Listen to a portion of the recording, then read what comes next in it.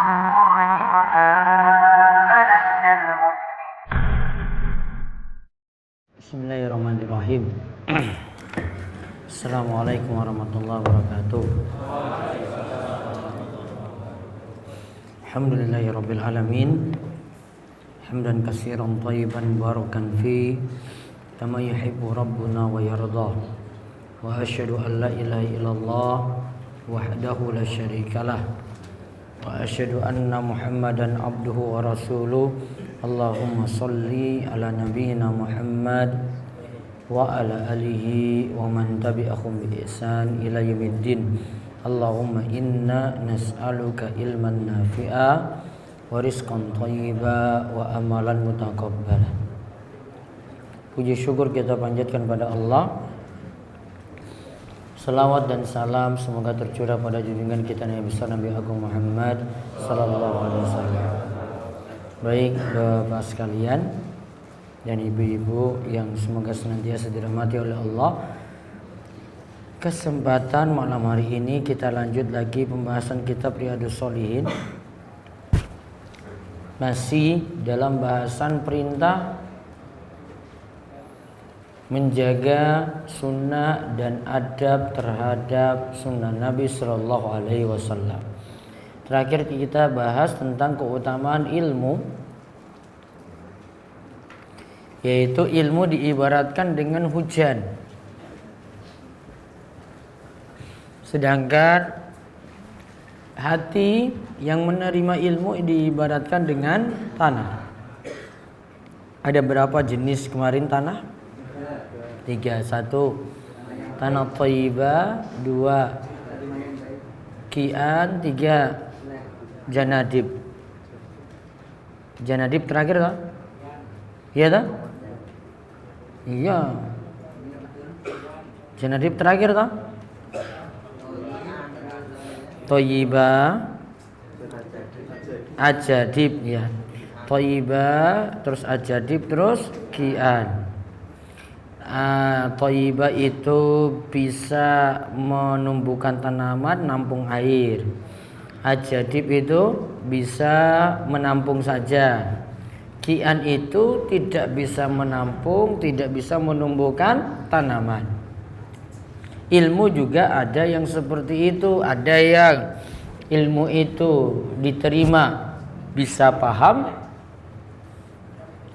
manfaat untuk dirinya, berarti bisa paham, kemudian bisa diajarkan juga pada yang lain. Yang kedua, ilmu itu bisa diterima saja, artinya ditampung saja. Lantas yang ketiga itu tidak bisa menampung dan juga tidak bisa bermanfaat untuk hati. Nah, sekarang kita lihat hadis ke-8 dalam bab ini. Hadis nomor 163. Dari Jabir radhiyallahu anhu. Bismillahirrahmanirrahim. Dari sahabat Jabir radhiyallahu anhu berkata, bahwasanya Rasulullah SAW bersabda, perumpamaan diriku di antara kalian adalah bagaikan seorang laki-laki yang menyalakan api. Lalu mulailah aneh dan serangga mengerumuni api tersebut. Sementara itu laki-laki tersebut mencegah aneh-aneh dan serangga-serangga itu jangan sampai masuk ke dalam api. Ya. Saya akan selalu menarik kalian dari belakang. Jangan sampai kalian terjerumus ke dalam api tersebut. Namun di antara kalian ada yang memberontak lepas dari takut. Hadis riwayat Muslim 2285. Al-Jannati adalah seperti belalang dan kupu-kupu, dari golongan binatang kecil yang terbang, yang suka mendekati cahaya. Laron ini ya kayaknya ya. Iya kan? Iya, terus. Sedangkan al-hujjaj adalah bentuk jamaknya hujjaj, yang artinya tempat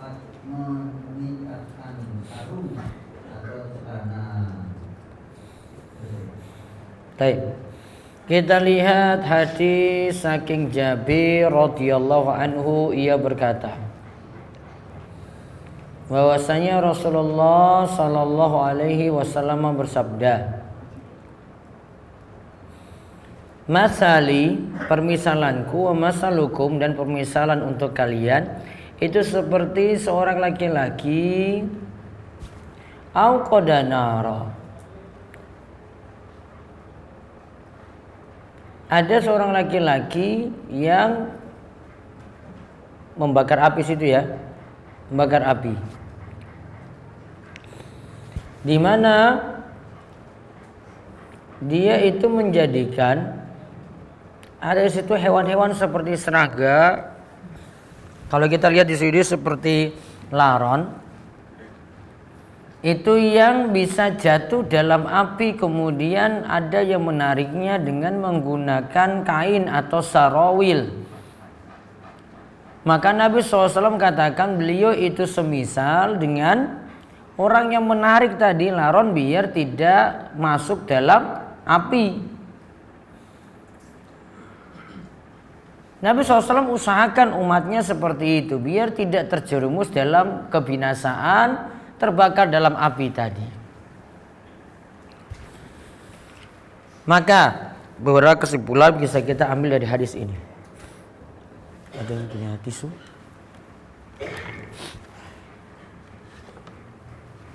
Anginnya terlalu kencang. Ada yang punya tisu? Kipasnya terlalu kencang soalnya. Kalau kipasnya mau nyala berarti kasih tisu aja.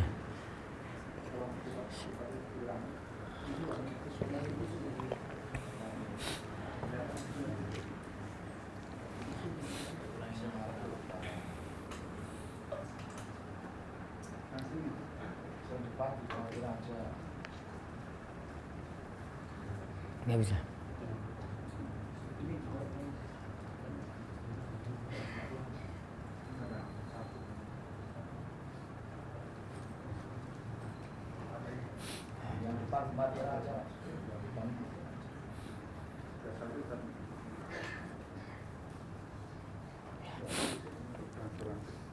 Baik.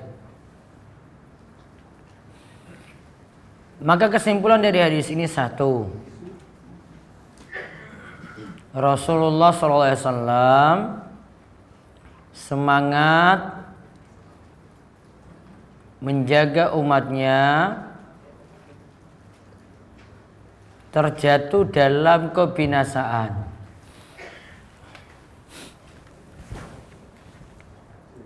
Ya, terjatuh dalam kebinasaan. Ingat, kebinasaan yang paling parah itu berarti dosa yang paling parah. Apa dosa yang paling parah? Apa dosa yang paling parah? Syirik. Berarti biar selamat dari kebinasaan, ya maka targetkan untuk selamat dari syirik terlebih dahulu.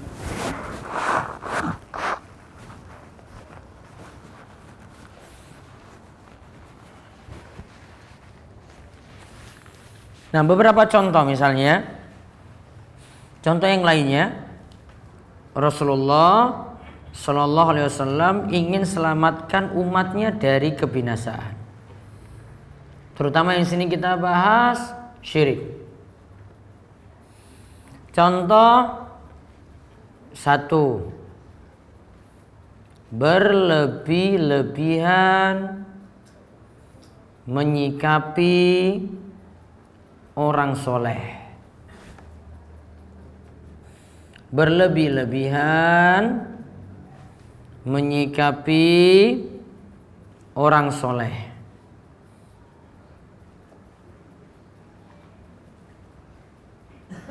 Misal dalam bentuk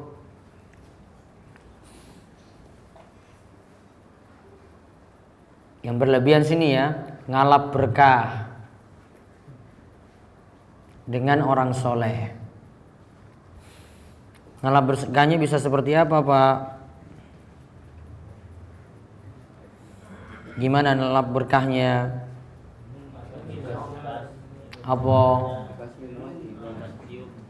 Nah, ngalap berkah dengan bekas makan apa bekas minum.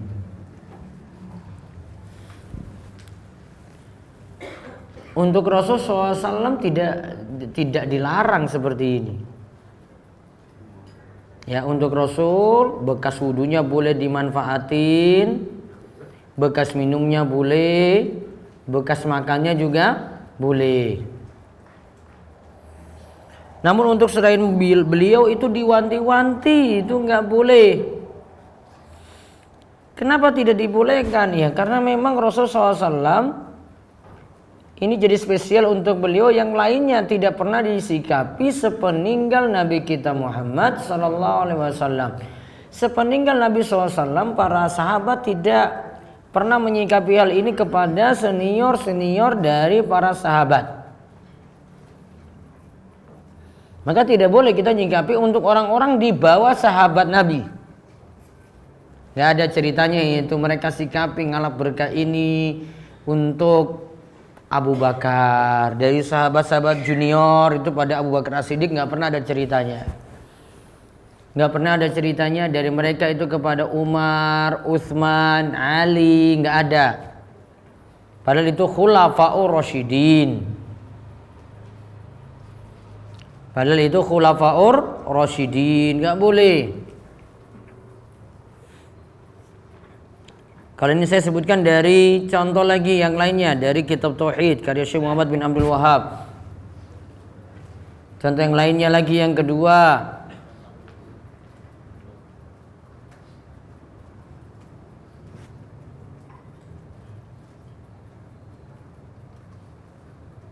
berlebihan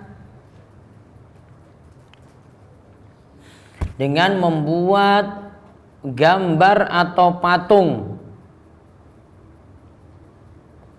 untuk mengenang orang soleh. Apa tadi bentuknya? Gambar atau patung untuk mengenang orang soleh. Ingat, ini belum disembah, ini baru dikenang saja. Ini baru dikenang loh ini. Dikenang istilah kita apa? Kalau buat patung itu di tengah jalan ditaruh itu monumen. Kalau orang soleh lebih berbahaya. Kalau bapak ibu-ibu katakan bahwasanya wah ini kan gak mungkin, sekarang orang sudah berpikir cerdas. Enggak juga. Buktinya ada berlebihan seperti itu. Ketika hidup, ketika matinya juga sama. Pernah ada kisah Aisyah sebutkan tentang Ummu Salamah yang pernah berhijrah itu ke Habasyah di sekitar di Afrika, sekitar Laut Merah sana, Sudan, Eritrea.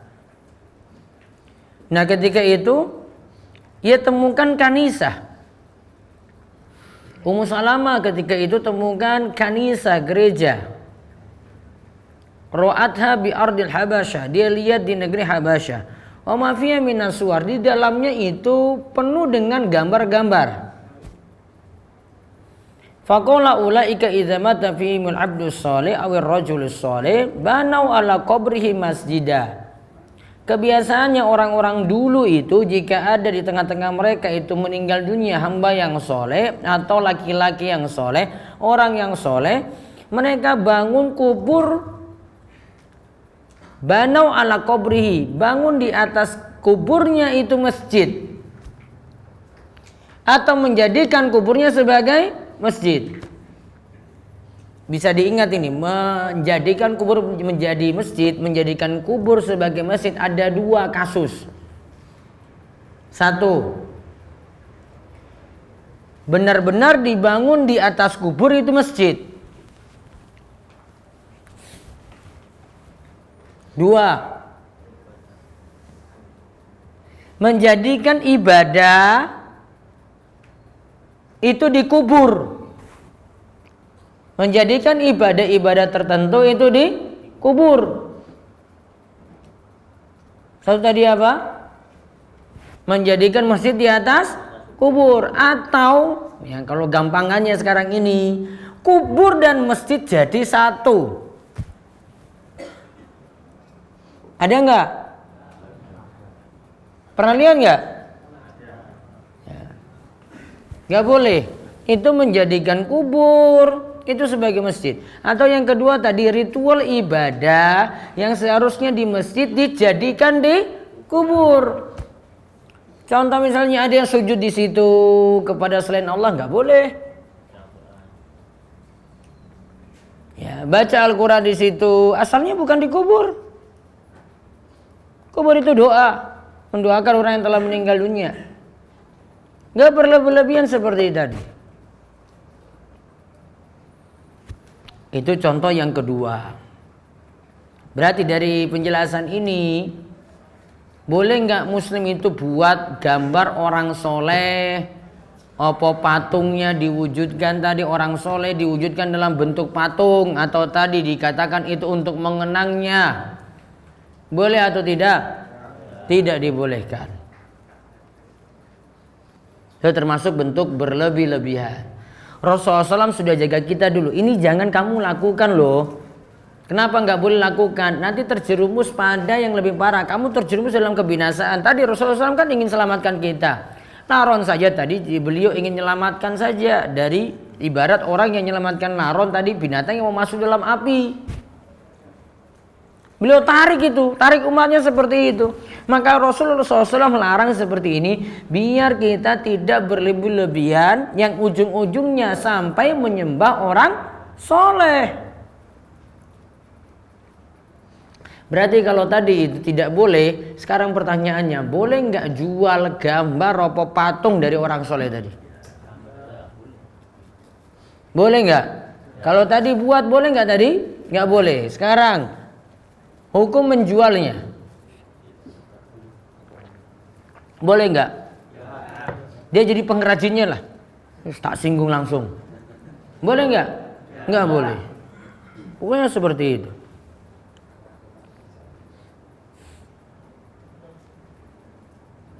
Ya, tidak boleh bersikap berlebihan seperti tadi. Sudah berapa contoh? Dua. Ya. Sekarang yang ketiga. Contoh berlebihan lagi ya. Menyikapi kubur secara berlebihan.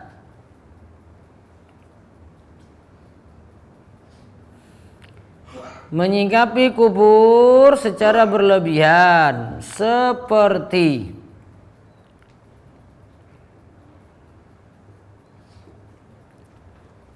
memasang lampu khusus untuk kubur,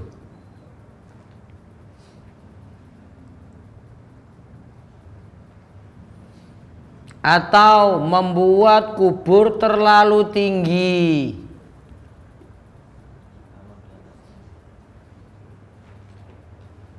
atau memberi atap pada kubur. Tambah lagi.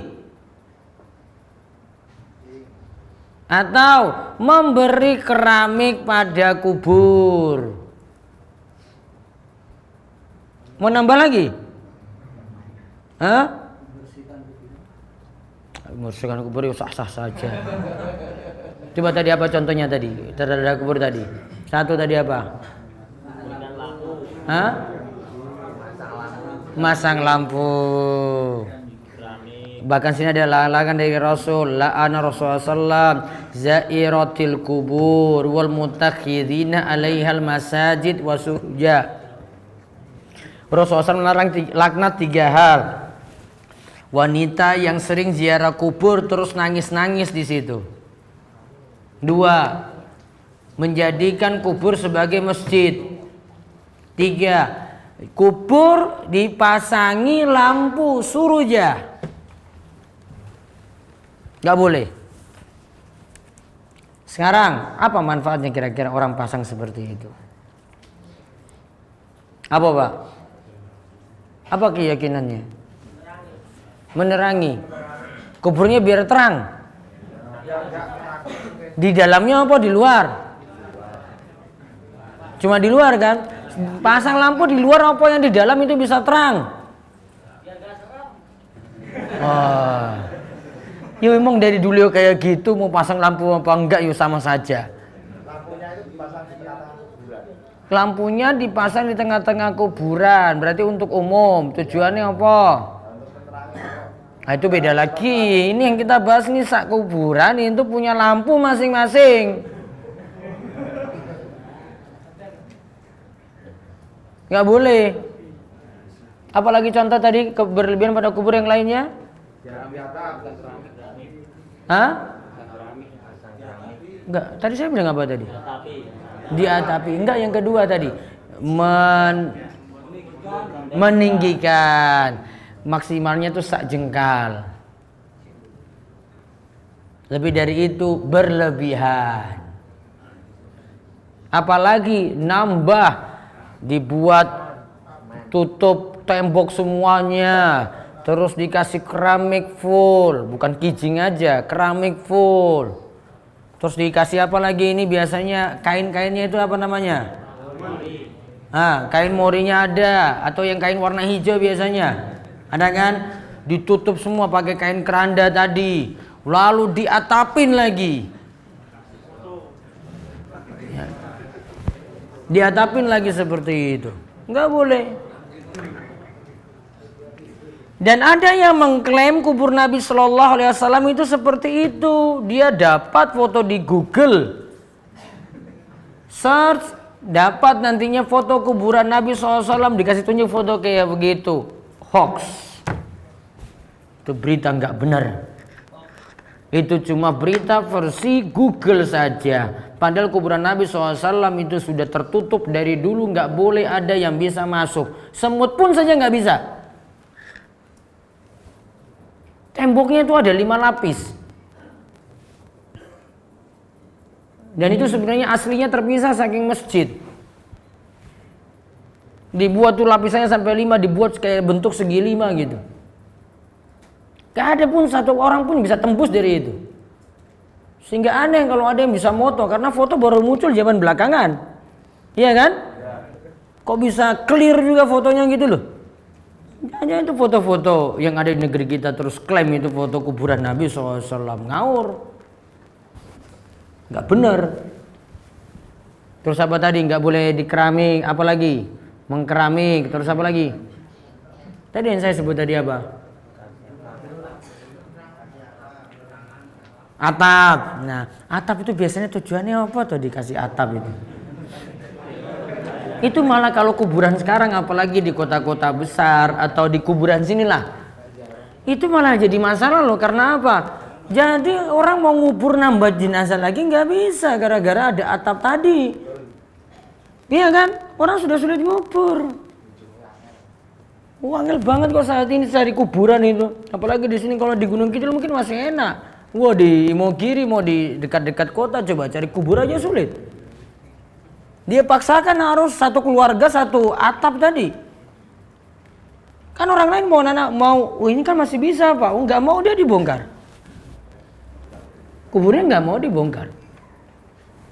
Bahkan kita kadang lebih pentingkan itu untuk nutupi, untuk beri kicing, beri keramik, daripada mikir amal jariah yang nanti mengalir untuk orang tua atau simbah yang telah meninggal dunia loh. Lebih mikir itu ketika sudah 1000 hari. Betul nggak? Nggak mikir ini, wah ini amalan apa yo nanti yo anak putune itu nanti bisa beri kepada simbah ini ya. Nggak mikir. Itu jadi kepentingan dulu, ini jadi lebih penting. Sekarang apa dengan ada bangunan itu jadi manfaat itu, pahalanya ngalir terus nggak itu kepada orang tua atau simbah tadi? Kalau mau dipikir terus itu bangunan yang serba istimewa, mungkin rumahnya nggak dikeramik lah, namun rumah orang tua, bukan rumah orang tua, kuburnya tadi dibuat keramik. Sekarang apa manfaatnya coba? Paling tujuannya biar nggak kena hujan, ya kan? Sekarang kalau kena hujan lah, apa ada pengaruhnya di dalamnya gitu? Ya, apa ada pengaruhnya? Baik, kalau yang dikubur nggak pernah sholat, nggak pernah baca Al-Quran, punya pengaruh juga. Yang lainnya kasih atap di luar gitu, kasih kijing, kasih macam-macam, punya pengaruh? Nggak ada pengaruhnya kan? Gak ada efeknya. Lebih pengaruh tadi itu amal soleh. Kirim itu amal soleh kepada orang yang telah meninggal dunia. Apalagi anak, langsung pada orang tua. Pahala ini ngalir nggak kalau anak? Ngalir, pasti itu. Lebih manfaat loh kayak begini. Dan ingat yang tadi yang poin-poin yang disebutkan tadi tentang kubur tadi itu. Wong itu mazhab Syafi'i kayak begitu itu. Kalau saya mau sebutkan ada di buku-buku Syafi'i itu buka langsung. Jadi jangan dihapus. Cek langsung ada di Matan Al-Ghaya wa Takrib. Ada buku-buku dasar Syafi'i itu ada. Kalau jadi Syafi'i itu kan kayak begitu. Ya, kalau mau lihat zaman sekarang, jangan lihat zaman sekarang. Dulu mazhab Syafi'i itu kayak bagaimana? Itu tadi poin-poin itu diingatkan tuh dalam mazhab Syafi'i. Masalah kubur saja. Sekarang, apa pengaruhnya coba kalau kubur itu dibuat berlebih-lebihan coba? Satu, boros. Kalau itu kubur orang soleh apa yang terjadi coba? Ya. Nanti ujung-ujungnya sampai syirik. Dipuja-puja. Mungkin nganggap doa lebih afdol di situ. Sampai dikultuskan berlebih-lebihan. Makanya Rasulullah SAW wanti-wanti tadi.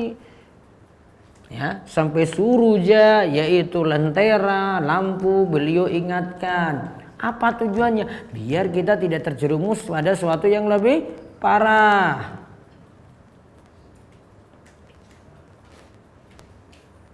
Contoh lagi, berlebihan lagi yang Rasul ingatkan. Nomor 4. Jangan jadikan kubur sebagai id. Jangan jadikan kubur sebagai id. Id itu kayak Idul Fitri gitu loh. Nah, id di sini apa maksudnya? Id itu ada 2 macam. Id secara bahasa artinya berulang. Bisa jadi berulang dari sisi waktu, yang kedua berulang dari sisi tempat. Id dari sisi waktu, yang kedua id dari sisi tempat.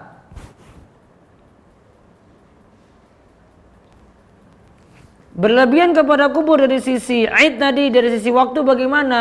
Contohnya dari sisi waktu. Punya keyakinan mesti dikunjungi, diziarahi pada waktu tertentu, termasuk kubur orang soleh.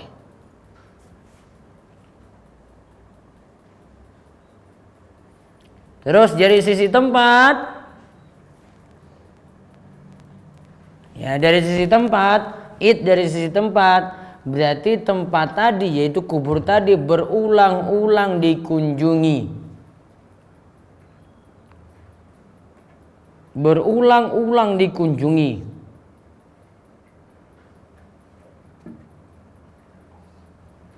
Atau dijadikan tempat ibadah khusus di kubur. Atau dijadikan tempat ibadah khusus di kubur.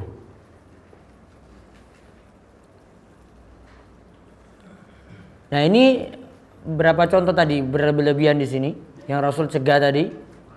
4. Semua itu Rasulullah SAW itu larang. Kenapa yang berlebihan ini dilarang? Supaya kita tidak terjerumus pada suatu yang lebih parah. Menjadikan kubur dan masjid itu jadi satu. Atau kita lakukan ibadah tadi di sisi kubur. Asalnya tidak sampai derajat syirik loh itu. Asalnya. Itu belum sampai derajat syirik. Namun kalau itu diteruskan terus dan orang jadi mengkultuskan, akhirnya jadi terjerumus dalam perbuatan syirik. Awalnya belum. Namun syirik itu berjenjang itu, punya tahapan dulu. Kamu lakukan yang ringan, akhirnya parah lagi. Sampai yang sangat parah, terjerumuslah dalam kesyirikan. Syirik seperti itu. Maka perlu hati-hati. Contoh lagi. Satu lagi biar pas 5. Sikap berlebih-lebihan. Rasul melarang memuji beliau secara berlebihan. Rasul SAW melarang memuji beliau secara berlebihan. Memuji ya. Contoh misalnya Rasulullah SAW dulu katakan kepada sahabat, dia ucapkan kayak gini, Masya Allah wa syi'ta, atas kehendak Allah dan, pakai dan di sini, dan kehendakmu. Orang ini menyejajarkan antara Allah dengan Rasul Shallallahu Alaihi Wasallam karena wa di situ punya konsekuensi sama. Rasul SAW itu sederajat berarti dengan Allah. Rasul ingatkan langsung, putus ketika itu. Langsung beliau potong ketika itu. Beliau katakan kamu ucapkan saja Masya Allah wahdah. Atau Masya Allah summa syi'tah. Cukup kamu katakan ini semua karena kehendak Allah saja. Atau kamu katakan ini semua kehendak Allah kemudian kehendakmu. Kemudian apa? Kehendakmu.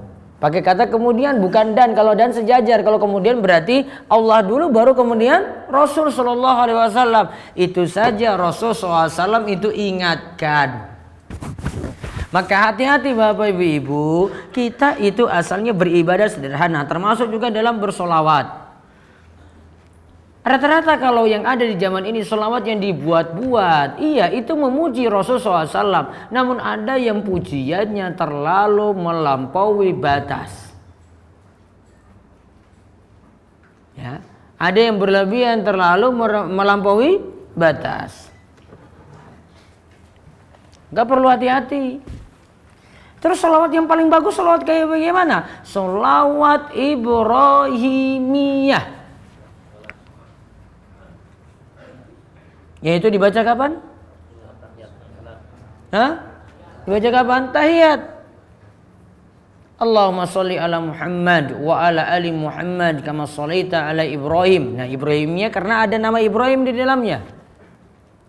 Kama sholaita ala Ibrahim wa ala ali Ibrahim innaka Hamidum Majid. Allahumma barik ala Muhammad wa ala ali Muhammad kama barakta ala Ibrahim wa ala ali Ibrahim innaka Hamidum Majid. Itu namanya sholat Ibrahimiyah. Dan inilah pengajaran sholawat yang paling bagus. Adapun yang sekarang-sekarang ini dibuat, dilakukan, jadi tembangan, orang senang di mana-mana, ya nggak perlu dihafalkan. Ada nggak dilakukan nggak? Iya. Ada yang menyesuaikan lagu yang ngetren. Tanharu bihil uqadu wa tanfariju bihil kurabu. Terus apa? Hafal nggak? Oh, sama juga saya nggak hafal. Cuma ulang-ulang itu aja. Itu kalimat yang nggak benar di situ. Rasul itu melepaskan ikatan-ikatan. Dan juga berbagai macam kesedihan Rasul itu rampungkan, selesaikan. Sekarang pertanyaannya, siapa yang selesaikan masalah? Rasul atau Allah? Nah, situ sebut Rasul itu. Syiaknya atau teksnya itu, tekstualnya itu lagi menyebut Rasul Sallallahu Alaihi Wasallam. Nggak boleh. Kalau dia bertawasul, ya, kalau dia bertawasul misalnya, ya, kalau dia bertawasul, mungkin masih bisa. Namun kalau ini minta pada Rasul Sallallahu Alaihi Wasallam nggak boleh. Atau yakini Rasul yang menyembuhkan, ya, Rasul yang angkat kesedihan, Rasul yang memudahkan urusan. Wah, itu semua wewenangnya Allah, itu sifat rububiyah itu. Siapa yang kini demikian berarti dia sudah palingkan sifat rububiyah yang jadi kekhususan bagi Allah, dia serahkan kepada selain Allah. Begitu. Masalah besar. Makanya wes ya sederhana saja. Kita kira-kira kalau sudah rutinkan tadi sholawat Ibrahimiyah tadi, kita rajin sholawat nggak tiap hari? Berapa coba minimal? Ya bapak-bapak, sholawat nggak? Orang sholawat berarti orang sholat. Gimana coba? Coba masa bilang kita nggak pernah sholawat? Padahal kita baca sholawat paling afdol tadi sholawat Ibrahimiyah coba. Berarti kalau nggak sholat berarti nggak apa? Nggak sholat, ya jelas. Oh kita sholatnya tertib kok, masa ora sholawat? Gimana mau diterima? Wong dia tahiyat akhir saja baca sholawat juga ada. Sholawat Ibrahimiyah, betul nggak? Iya. Kalau nggak baca ya jelas ya ora sholat. Nggak sholat ya sudah.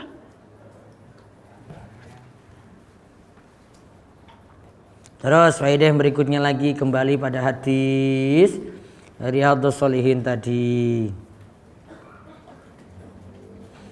Tadi faedahnya Rasulullah SAW semangat untuk mengingatkan umatnya. Terus yang kedua, manusia kebanyakannya binasa dan berada dalam kebodohan.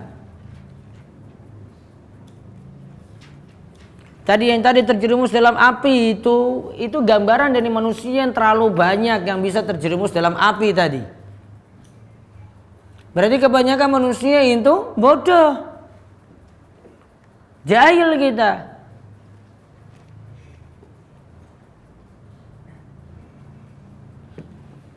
Apalagi jika kita cuma pakai ilmu agama itu cuma dari sekolah. Seminggu berapa jam Pak Nasir?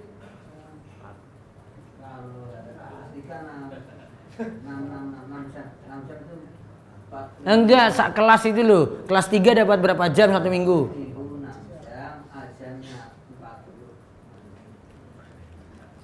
Cuma dapat segitu coba lihat. 6 jam yo lumayan. Yo karena pun ya Pak. 6 jam. Apa kebutuhan kayak gitu? Itu cuma karena tuntutan sekolah. Iya kan? Dan kita itu kalau sudah sekolah dapat kayak gitu, dikira ilmu agama cuma sampai situ. Sudah tanya, sudah bisa wudu enggak? Wah sudah, dulu saya sudah belajar di sekolah.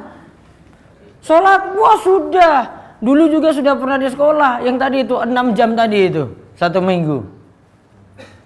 Sudah dapat di sekolah. Kayak gitu terus ilmunya stagnan, ilmunya statis, tetap terus seperti itu saja, nggak pernah berubah.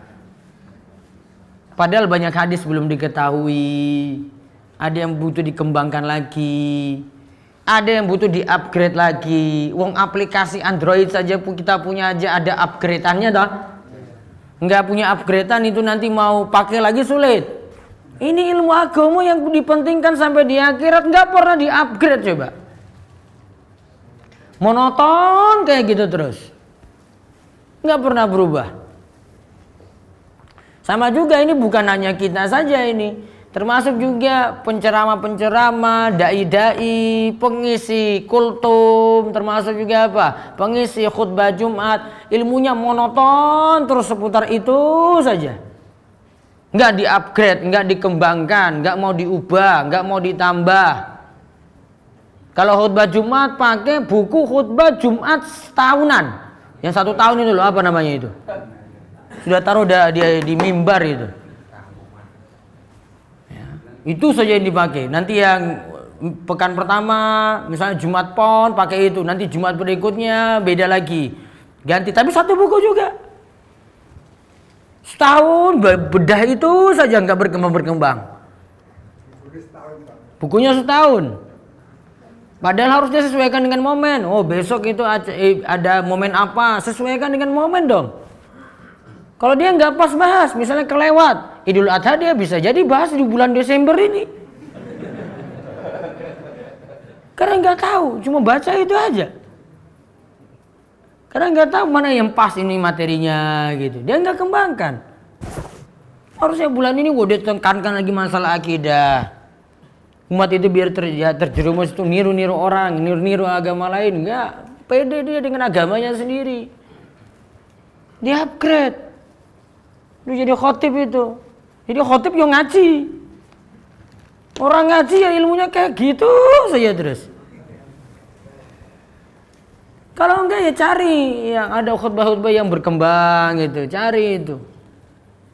Ada di website saya itu, tinggal pakai itu saja. Namun kalau sudah lewat waktunya ya jangan pakai materi itu lagi. Sesuaikan momen lagi. Jadi tugasnya itu belajar. Ya, kita semua tugasnya itu belajar. Sama juga ada orang yang sudah belajar di pondok pesantren, keluar dari situ. Ilmunya nggak bisa cuma pakai ilmu dari pesantren, harus di-upgrade lagi. Cuma pakai ilmu itu aja, nggak berkembang dia. Kayak gitu terus. Harus tambah lagi. Karena ilmu agama itu luas sekali. Butuh pengembangan. Enggak itu terus. Kamu sudah pelajarin, sudah. Dikembangkan enggak? Enggak kembangkan. Butuh ditambah terus ilmu itu. Kata Imam Ahmad, kita itu belajar itu dari gendongan sampai apa? Lahat. Apa maksudnya liang lahat? Sampai mati. Berarti butuh tambah terus. Iya kan? Dan kita nggak cukup juga saya sudah hijrah ke Ustadz, penampilan saya sudah syar'i. Ya tapi ngajimu bagaimana? Sudah benar apa belum? Jangan-jangan nggak tahu ilmu yang benar, cuma modal penampilan saja. Nggak cukup. Apa cukup nanti ketika mati nanti punya jenggot gitu cukup aja? Nggak cukup itu. Ilmu butuh di-upgrade, dikembangkan lagi. Sudah berapa itu? Faedah yang ketiga.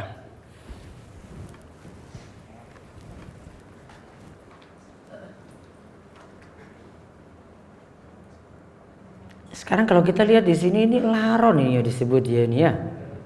Ini kok halal apa mboten nih? Hah? Di sini disebut serangga ya toh? Tadi ada serangga-serangga yang kalau ada api datang mereka malah pergi ke api tadi. Sekarang laron tuh halal apa mboten? Hah? Dalilnya apa?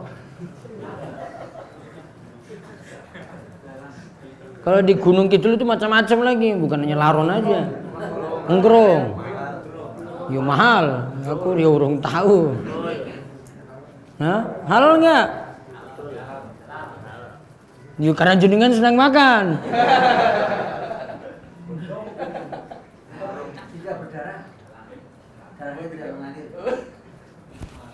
Terus? Darahnya tidak mengalir. Iya. Seperti belalang. Belalang. Terus nyambungnya apa itu?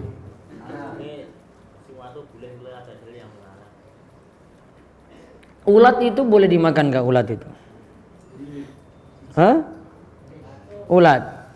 Ulat yang tidak boleh itu ulat dalam makanan yang sudah membusuk. Namun kalau ulatnya bukan dari situ ya masih boleh. Beda. Para ulama itu bedakan hukum ulat yang muncul dari makanan atau suatu benda yang mengalami proses pembusukan. Muncul ulat kan? Nah, ulatnya nggak boleh. Yang ulat jati kayak gitu? Enggak. Dia makan daun jati kok kemudian jatuh gitu kan? Betul nggak? Masih boleh. Saya bilang nggak boleh, kamu tahu rasa semuanya, bangkrut nanti yang jual ungkrong. Namun tuh masalah ungkrong itu bikin orang itu jadi malas ngaji itu. Gara-gara golek ungkrong itu pas lagi musim kayak gini, coba lihat. Pengajian itu jadi sepi. Karena sudah kesel, sudah capek itu siang-siang. Saya pernah itu ngundang ibu-ibu itu harusnya 200 orang yang datang, sisa 40. Saya bilang kalian ini pergi kemana semua? Ini saya sudah sediakan makan. Golek ungkrong Ustadz. Ya Allah, aku bangkrut ini sudah sediakan makanan banyak. Sediakan makanan 250, datang cuma 40. Gara-gara ungkrong aja ya. Iya. Bawa barokah yuk kadang yang bawa masalah untuk saya juga. Terus faedah yang terakhir. Hadis ini menunjukkan manusia jangan terlena dengan kehidupan dunia. Manusia jangan terlena dengan kehidupan dunia. Karena nantinya bisa bawa binasa. Tadi kan binatang-binatang tadi itu kan terlena sekali dengan cahaya. Ternyata itu api. Ternyata kalau masuk ke situ bisa apa tadi? Terbakar. Orang yang terbuai dengan dunia kayak gitu. Nikmatnya dia tiap hari itu ya dengan urusan dunia terus. Bisnis terus, warung terus. Ya. Kerjaan terus. Kita kalau sibuk dengan dunia terus nggak mau perhatikan agama, sudah dunia aja dipikirkan. Akhirnya hari-harinya habis karena mikir dunia.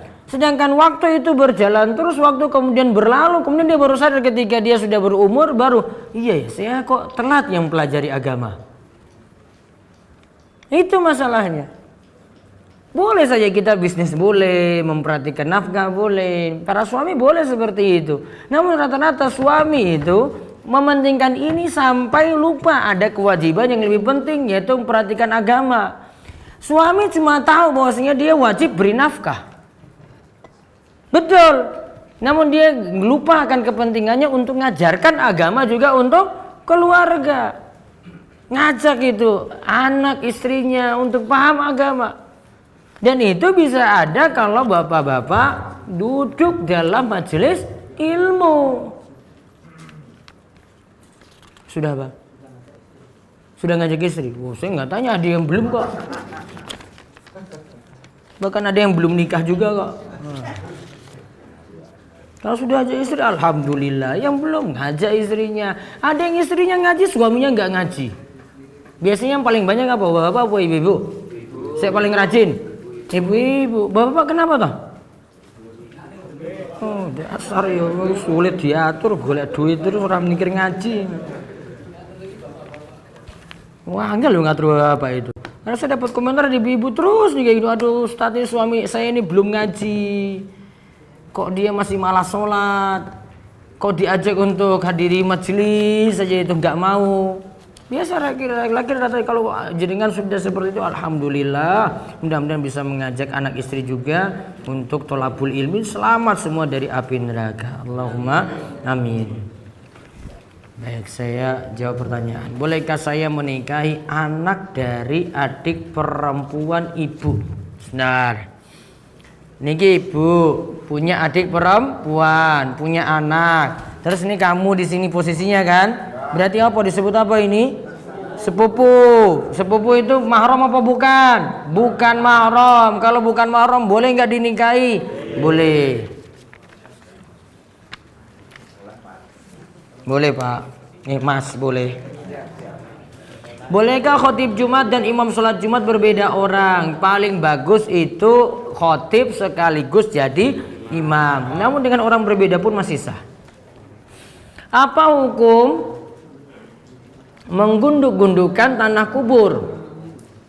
Yang tadi batasannya paling bagus itu 1 jengkal. Apa yang dimaksud larangan menyemen kubur itu? Tahu kan menyemen berarti apa? Diberi semen.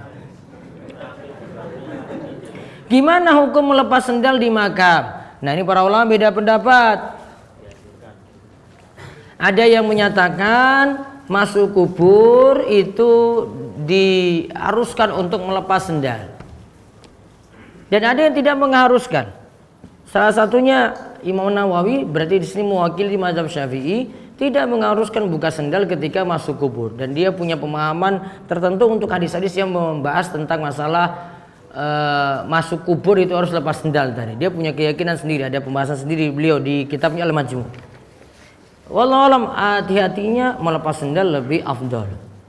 Ustaz, saya ingin bertanya tentang kalau sebelum menikah itu di tempat saya ada istilah yang namanya tukon, yaitu memberi barang-barang kepada calon mempelai wanita seperti bahan pokok, alat mandi, dan seterusnya. Dan kadang ada yang memberi kambing juga. Ini pas mau berangkat nikah atau ini? Iya toh? Bagaimana hal ini menurut Islam? Sah-sah saja, boleh-boleh saja. Tradisi itu boleh diikuti.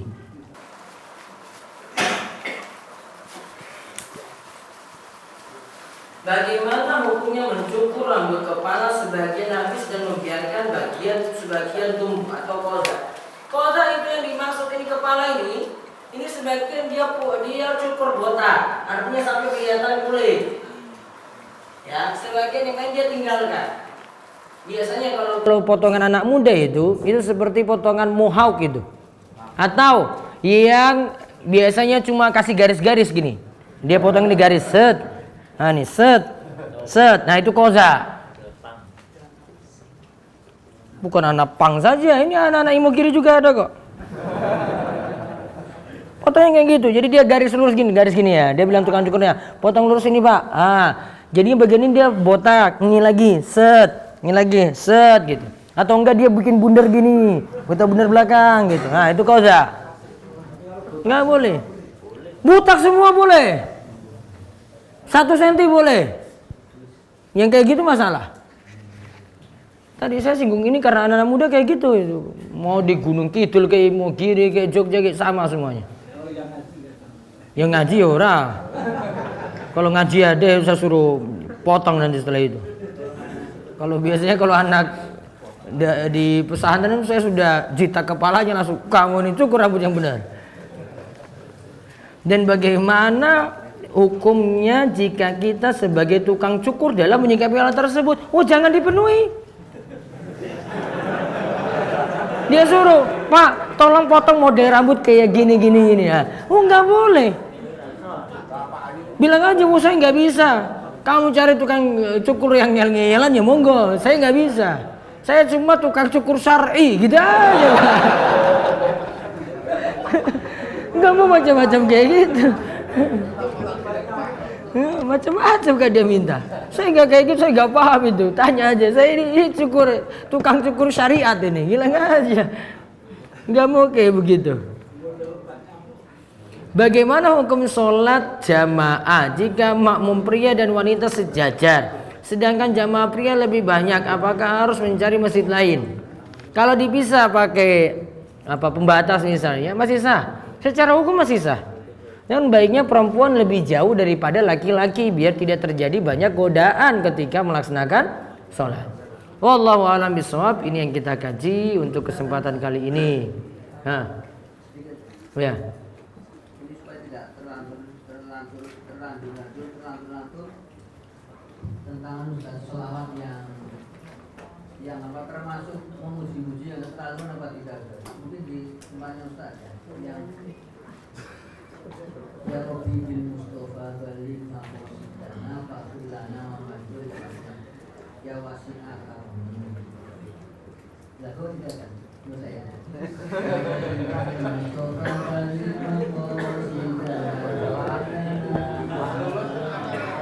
Nggak boleh. Nggak boleh. Orang diubah-ubah ini. Nggak boleh jangan bilang boleh. Terus.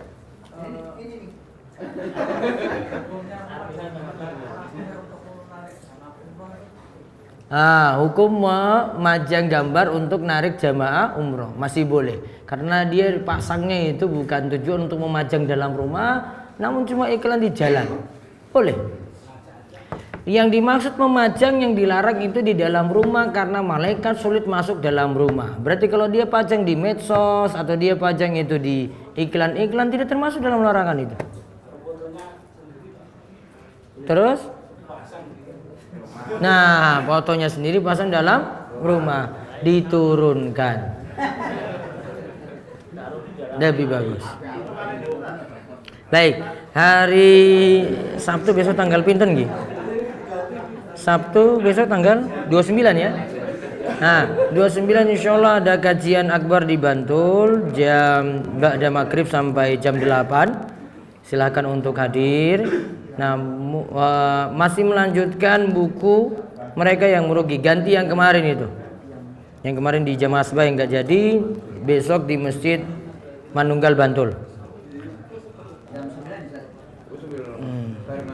bar maghrib. Katanya mungkin mau malam. Bar maghrib sampai jam 8. Sampai jam 8 aja. Tanya jawab setelah Isya. Terus setelah itu saya pulang. Terus hari Senin depan libur terlebih dahulu. Karena jalanan macet dan saya disuruh ngisi di Masjid Pogung Dalangan. Ini jalanan macet harusnya libur sekolah itu saya libur total ini. Jalanan macet sekali di Jogja ya kan? Ini kan? Ya minggu depan libur. Ganti tablik akbar tadi. Ya itu saja. Insyaallah kita ketemu lagi. Mudah-mudahan Allah memberikan panjang umur, memudahkan kita untuk mengamalkan ilmu dan beramal soleh, dan mudah-mudahan kita diberikan keistiqomahan. Kita cukupkan, kita tutup dengan doa kafaratul majlis. Subhanakallahumma bihamdika, asyhadu an la ilaha illa anta, astaghfiruka wa atubu ilaik. Assalamualaikum warahmatullahi wabarakatuh. Waalaikumsalam.